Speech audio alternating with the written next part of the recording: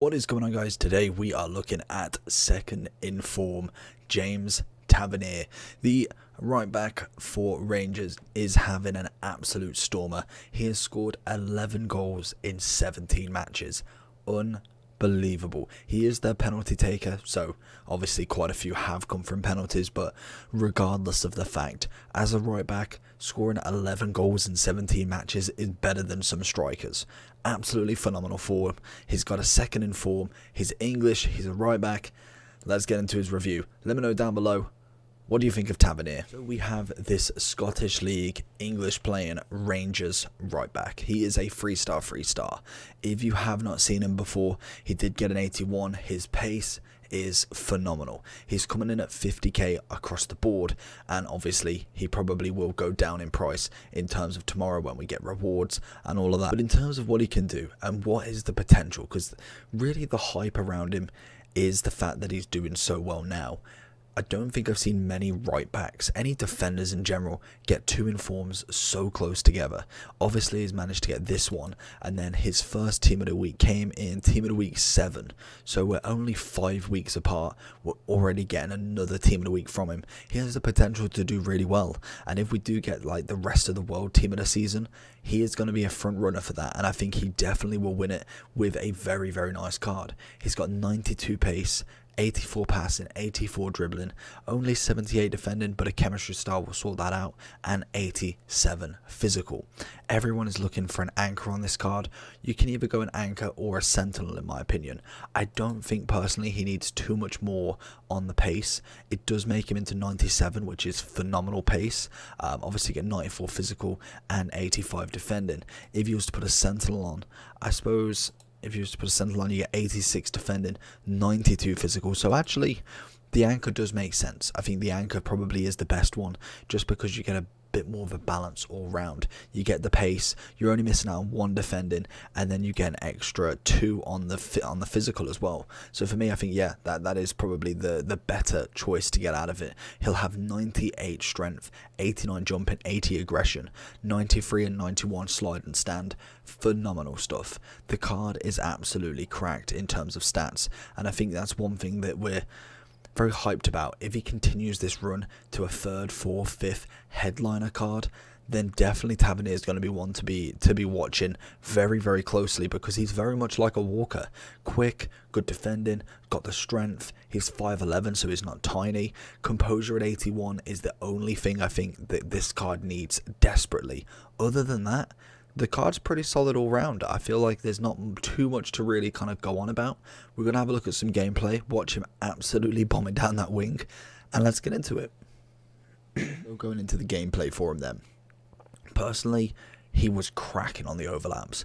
He is ridiculously quick, and he had a very, very hard game on the second game because he was going against a Freeze Bailey, someone who again is just as quick. So he found that his kind of matching the speed was difficult to an extent, and even saying that, for someone with 97 pace, it was still very difficult for him to kind of keep up with him. He's another quick player, and obviously if you are getting the run on him, then more than likely you're not going to catch him too well.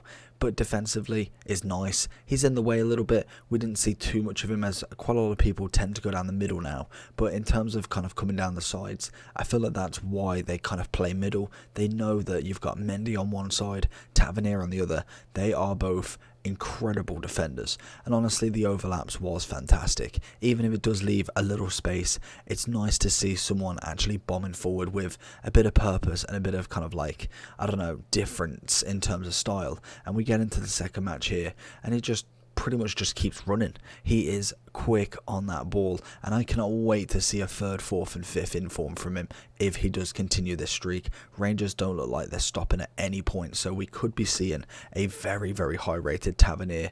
Interceptions, slide, stand, he's got it all. And then to cop it all off, really, he's got pace for days. A lovely cross on him. We managed to get the goal from that. Granted, it's not a direct assist. We managed to pass the ball around with a lucky bounce back to me, and that's technically, he's made that play. It's a kind of like a chance creator more than anything.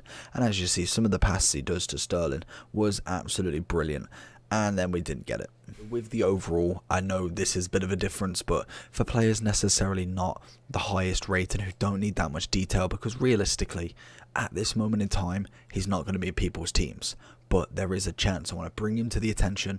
This 84 is a good English player. If we do get icon swaps, more than likely we could see an English nationality in there. It's just a heads up to see what you're actually looking at in terms of nations and leagues and whose informs you're picking up. In terms of this guy though, we're looking at 50k across the board, 55 on the Xbox. Obviously, like I said, the anchor is going to be the best sort of chem style for him. Great pace, defending's nice, physical's nice. Obviously English trait wise, we've got early crosser, leadership, solid player. Obviously early crosser is a great stat if you are using him as an overlapping player, and I think in Rangers there's not really too many others. You got a Goldson as another centre back, and then everybody else kind of silver. It's weird seeing Defoe as a silver, but you've got a few other players. Morales normally gets something. Hopefully we do see more to get Tavernier some of them links. But in terms of kind of like what else you've got, Scottish League, there's a couple of informs, nothing too drastic as of yet. More than likely we get a few as we go down the line. And then obviously in English players, plenty of links you can do. You've got Sterling on the left that you could put right, record break and Sancho. You've obviously got Kane, who you could bring down as a CDM. You've then got Trent, who's taken his position realistically. If you look at Henderson, don't know why you would. Inform Walker, two pairing as a centre back, incredible. Top it off with Joe Gomez or Wan-Bissaka, fantastic work right there. But in terms of him, he's not bad. He's got some good links. Madison's team at a group stage, some good links. English is starting to kind of be on the up in terms of a nation with cards, but I still think it's got a bit to go. And in terms of generation, I don't think he's that old. He is, oh no, he's 29, so he's been on the game a fair whack from Newcastle. Inform after inform, kind of holding the silver. We managed to get a team of the season in FIFA 19, nothing in 20 unfortunately, and then this year it looks like he is definitely going to be getting the team of the season again. But hopefully you did enjoy this video. Let me know down below if you like the kind of going through FUTBIN instead of like the big screen. I did put a post on the community, so if you want to subscribe and check that out. For the kind of smaller videos, for the quicker reviews, I wanna pick up the pace with it a little bit. Try and get these done without as much waffle, and then we leave like the Manes, the Ronaldos, the Messis with a little bit more into it. But hopefully you enjoyed this video. If you did, make sure to smash that like button, and I'll see you all for the next one. Pieces.